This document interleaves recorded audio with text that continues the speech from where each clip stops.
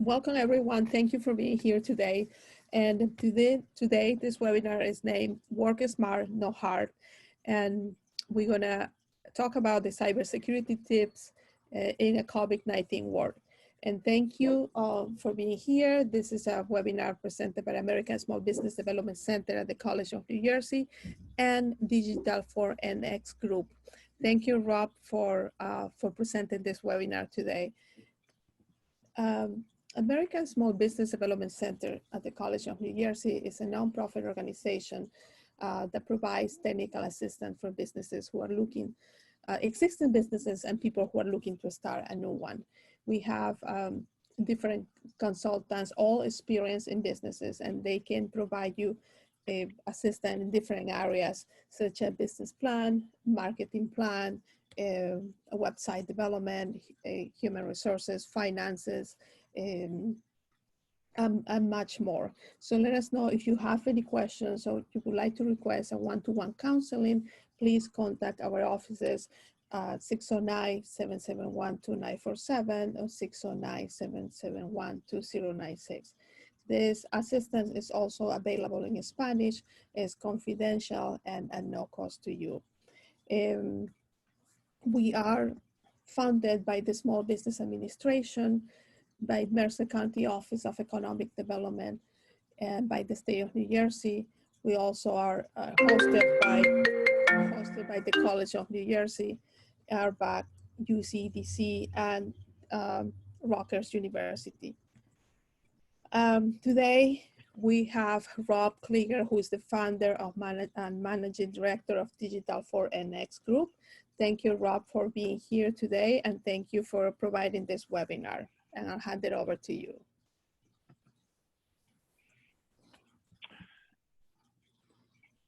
Thank you very much. Good afternoon, good morning. Let me start with thank you in advance for your attention and the opportunity to educate business leaders in the small and mid-sized community. Thanks to Shakira Brown from SMB Strategic Media for reaching out on behalf of the SBDC. So millions of people are now working from home as a result of the ongoing coronavirus outbreak, and the gaps in security and new ways of working will lead to many data breaches and security problems over the coming weeks, perhaps months. And there's a rush to buy laptops, web cameras, and other equipment for setting up home offices. Employees are using their own aging computers from home, and will learn very shortly that their data security is a lot less secure than if it was in the enterprise. The rapid shift to remote working will inevitably create gaps in security, and that's a big problem because the security issues are just not going away. Last couple of weeks, coronavirus-themed malware and phishing scams have been on the rise. Business email compromise scams, where crooks impersonate a CEO or other senior staff member and then try to trick workers into sending money into their accounts, could be made easier if the staff primarily rely on emails to communicate while at home. It seems that security has been forgotten in this mad rush. So do you know what stinks? Many breaches are a result of poor security hygiene. You know what else stinks? Elephants. So the next 40 minutes, we'll address the elephant in the room, working smart, not hard, remotely, cybersecurity tips in a COVID-19 world. Cybersecurity is on every business leader's mind, or at least should be, and that's why Digital Forensics Group helps business leaders protect their crown jewels through reasonable, defensible, and cost-effective services, often before, during, or after an incident. As far as Digital Forensics Group, we've been doing this work for over 20 years. We are based on our experience in the real world. It's actually pronounced Digital Forensics Group. We have a virtual team located around the New York metro area. And when I set the business up, it was really designed to specifically be a lifestyle business. And our mantra is really responsive, be direct, be upfront, confident, be client-centric, and be a trusted advisor. So we provide digital forensic services, which is really under the litigation support side. And oftentimes that deals with identifying, collecting, preserving, and interpreting electronic information as evidence in all types of legal disputes. In addition, we provide the cybersecurity services. Sometimes it's on the proactive side, which is ethical hacking, cyber awareness training, cyber risk and compliance assessments. And when we tie all these things together for organizations in an annual contract, we can provide a virtual chief information security officer suite of services. Now, we believe that cybersecurity is not an IT issue, it's a business risk issue. And ultimately, our clients are small and mid-sized businesses that are generally unsophisticated, and we help them become sophisticated by protecting their company's crown jewels. And we do that through providing our services as listed above, a la carte, or through annual contracts. So the benefits of working with Digital Forensics Group is often we can prevent cyber attacks before they happen. If you happen to be part of a supply chain that deals with regulatory guidelines and compliance, we'll make sure that your team are adhering to those guidelines and ultimately identify where the gaps are. We'll help with the IT department to sort of ensure that they're taking all the proper precautions to protect the enterprise from any potential risks and really look at it from a security lens versus an IT lens. By training your employees, we oftentimes will help get them as the front line to avoid any type of these data incidents from happening.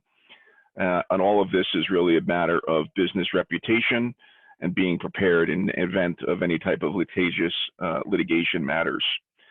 Most importantly, we're an independent, unbiased third-party firm where we do not sell IT-related services, that is hardware and software. So what if, without warning, your entire company needs to go home?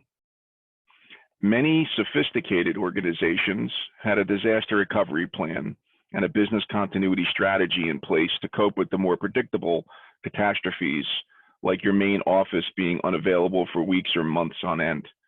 Far fewer are prepared for a crisis requiring social distancing, working from home for long periods of time. Employees are now using unfamiliar software, settings will be incorrect, and often leave themselves open to data breaches. Have you thought about your plan? Are you in control of your company's crown jewels? So in a perfect world, we're dealing in a relationship that's zero trust on a network infrastructure.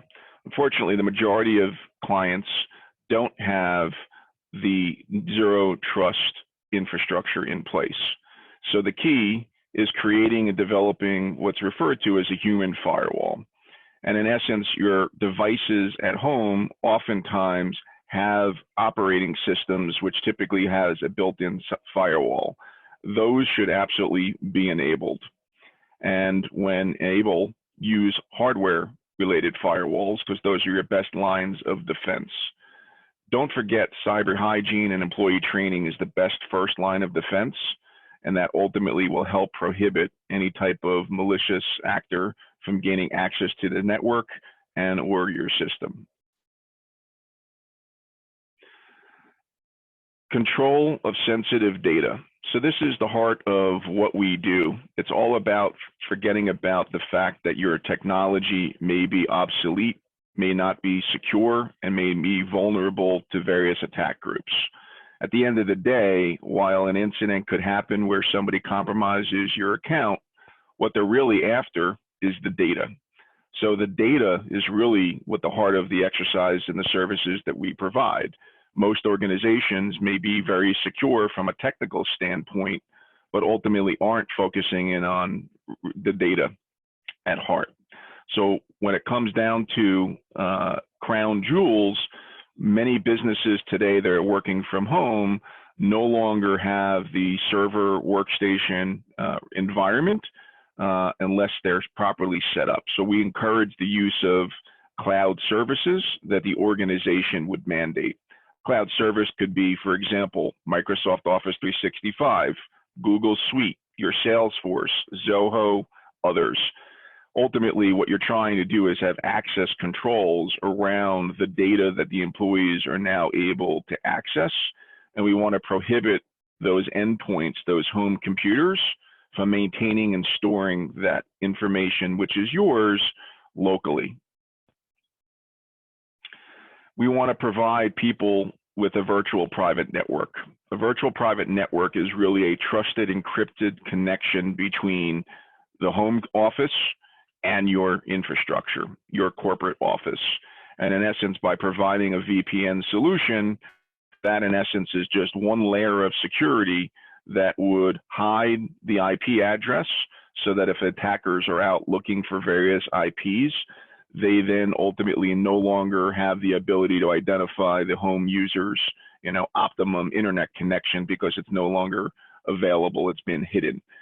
It provides the encrypted data transfer of information and ultimately will mask the user's identification as well. So having a VPN in place is a great way to avoid and mask the identity and have a level of security around the communications between the workplace computer and the corporate enterprise.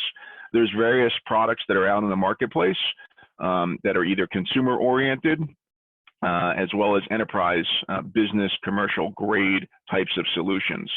So for example, there are subscription services for NordVPN, Hotspot Shield. There's one called CyberGhost, IPVanish on the enterprise side. There's Fortinet, Cisco, SonicWall, and Barracuda all have excellent VPN solutions.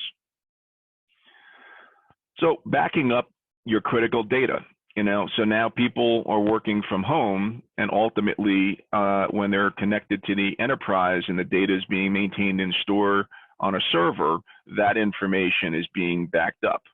At the workplace, it's very easy to go ahead and set that up. However, you're no longer in control when somebody's using a workplace computer.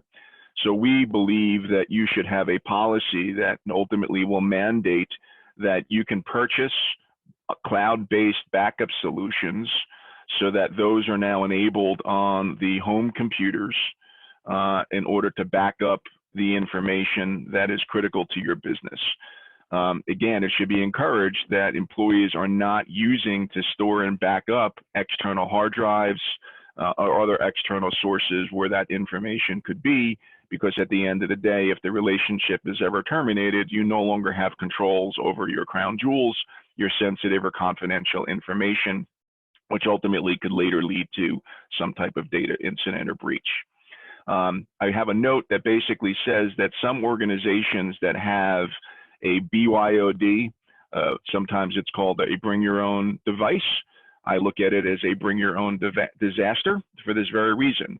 So if you don't have the controls around the information and what people at home can do with your information, that is where these mobile device managements or enterprise mobility management solutions could ultimately be purchased and installed and mandated on those home computers as another layer of protection. Password management. Passwords is a key way for organizations and people, frankly, to be secure. Having a good password policy is definitely something that should remain in place, and that consists of having 10 characters or more that include numbers, symbols, capitals, and lowercase letters. The key is that any of the critical business-related information should be stored in a password management system or a password locker.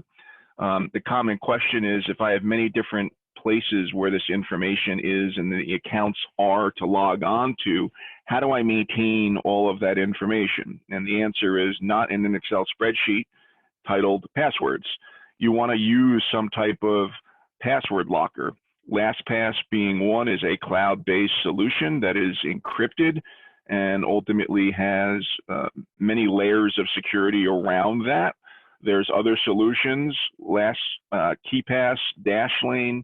Again, there's very many enterprise-grade solutions, but the key is having one super strong passphrase, and then ultimately everything that is needed to be maintained and stored is part of a controlled password management locker.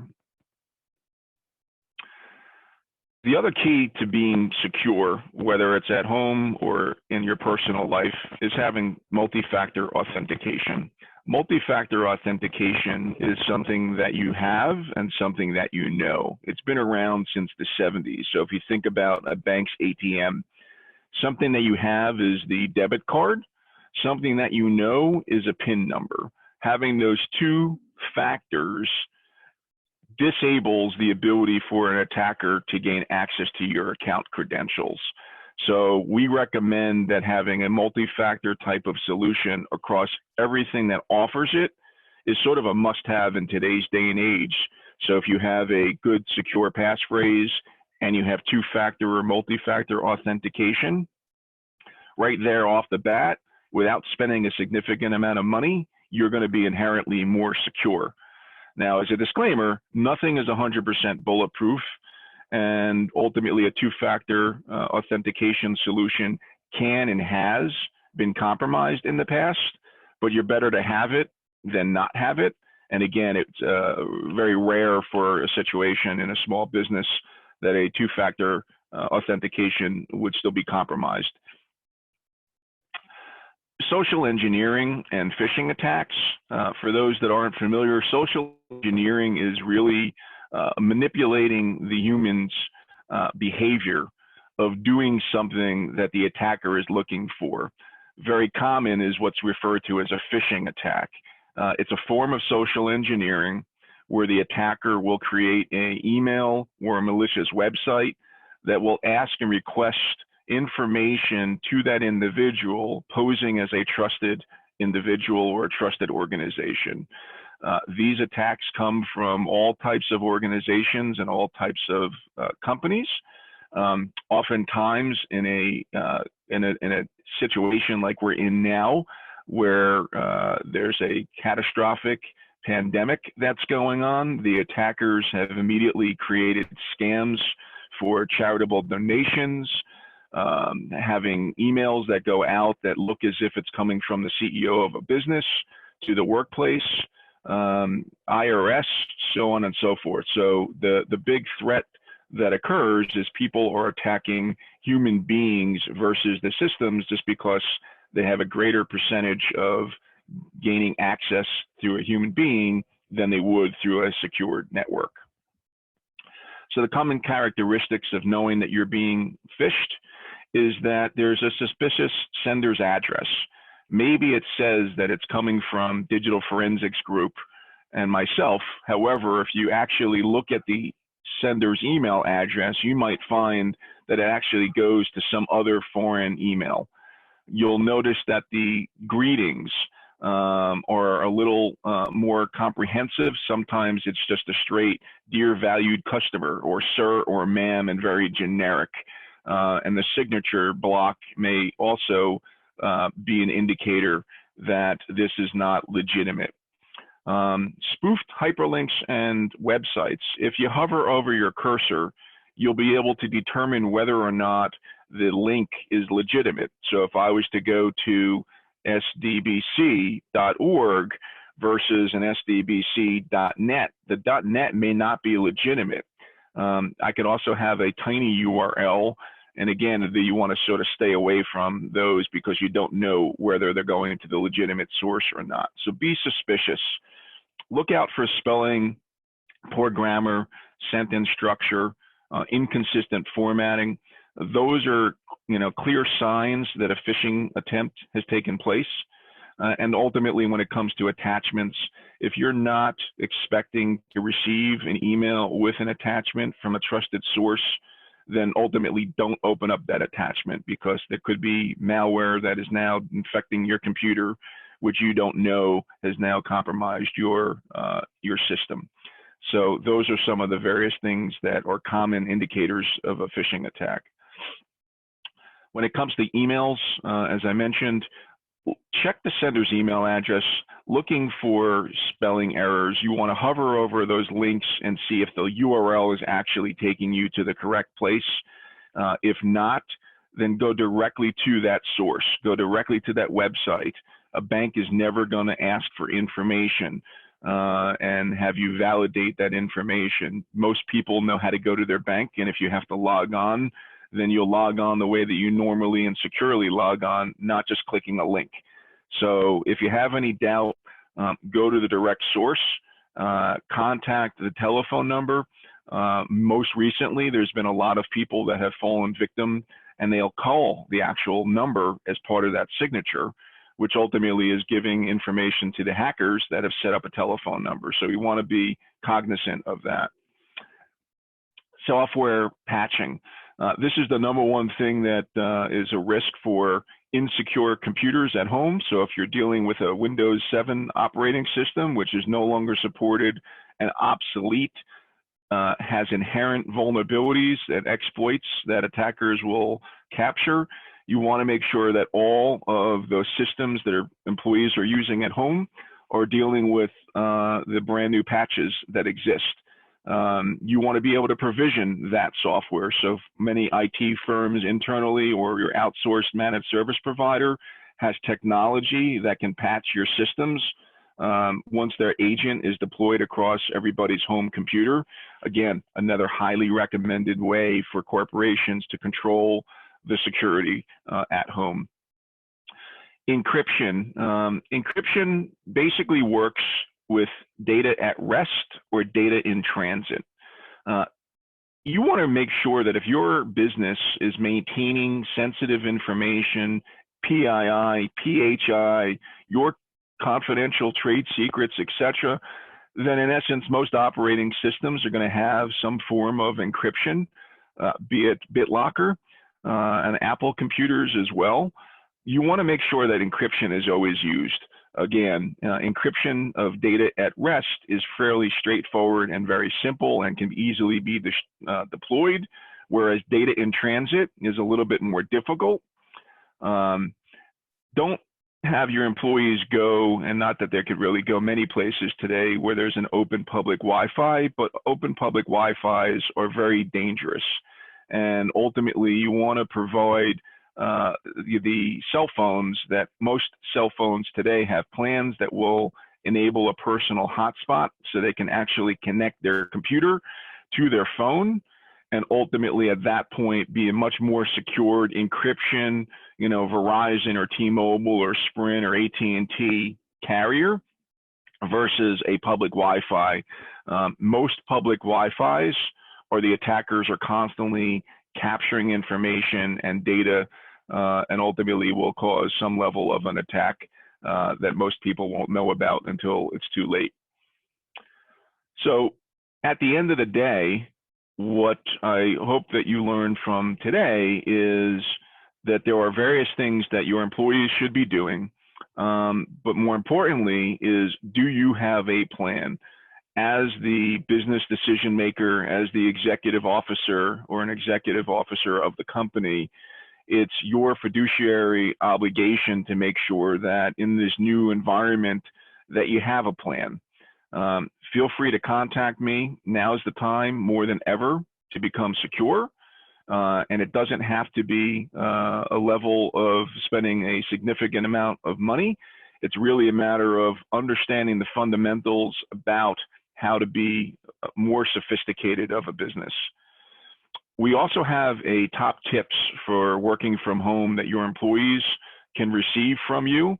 If that's something that is of interest to you and you'd like to get that top tips, feel free to email at info@digital4nxgroup.com with the subject top WFH tips, and I'll be happy to send you that information. And again, if anybody has any further questions, feel free to ask. Stay strong, stay safe and healthy, and more secure at home. Thank you. That's it for me. Thank you, Rob, for this presentation. It's great, all great tips. And I just have a quick question for you. And you mentioned that cyber criminals may send a company employee an email pretending to be the CEO or other company leader. What type of information do cyber criminals use that is already public to make an email look authentic to fool the employee into doing something? It's a great question. So, many of you may have seen or perhaps even use sort of your out of the office or vacation message. And many times the organization may have some type of a signature as the part of your email.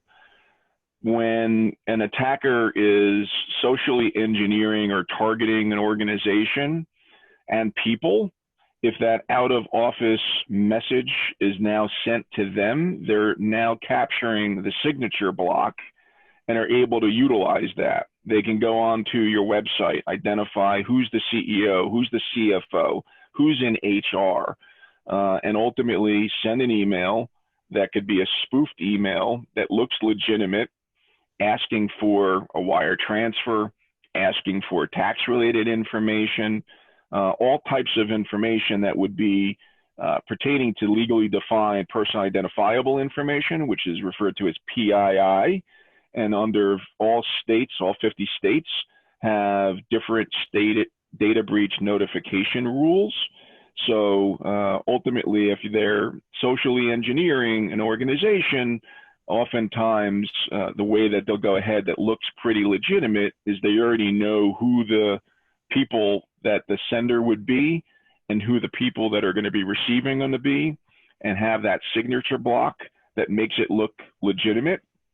In other instances, they might spoof your email and purchase a domain that is one character off of what the real domain is.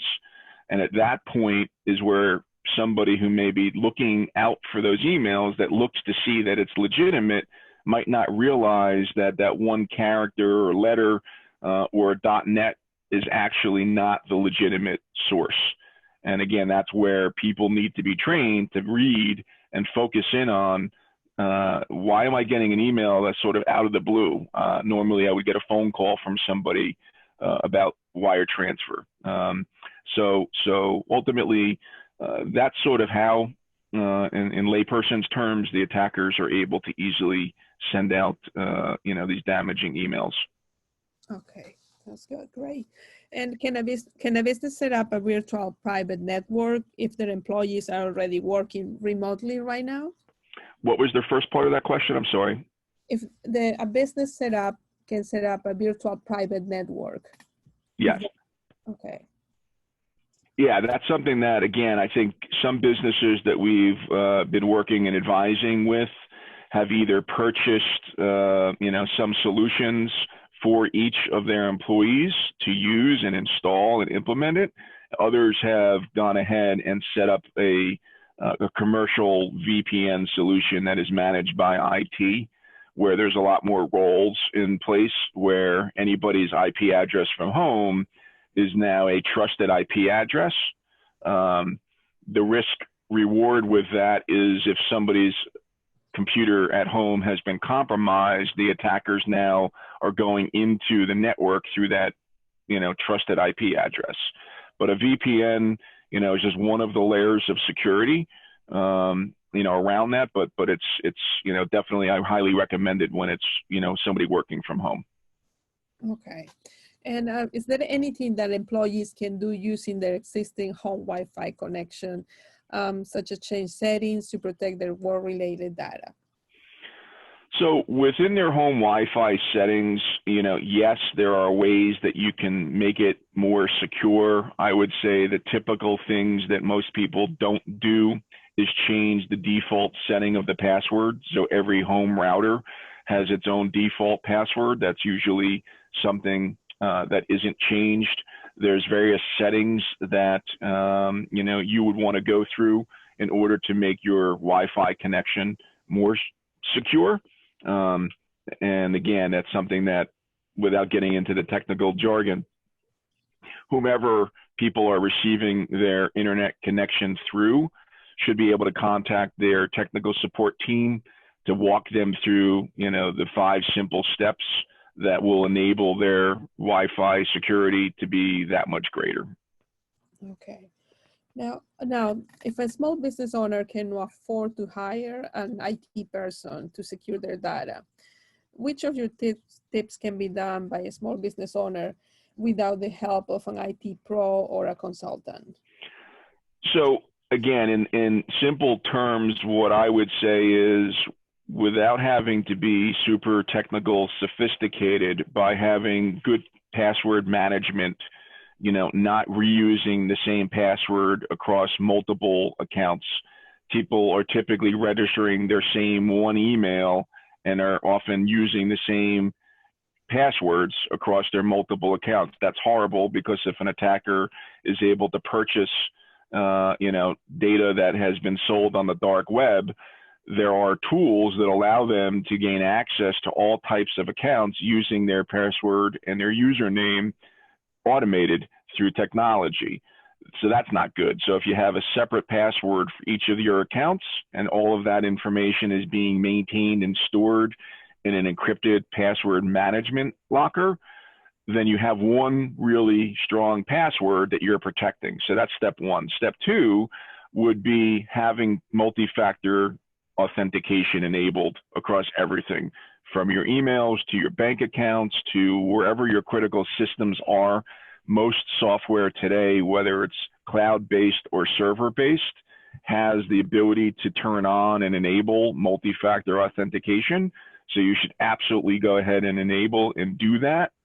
And then the third way is, if your data is being encrypted and somebody was to compromise your computer, if they can't get to that encrypted data, you no longer have a data breach or an incident related to a data breach, because they can't do anything. And encryption is a very difficult process to beat.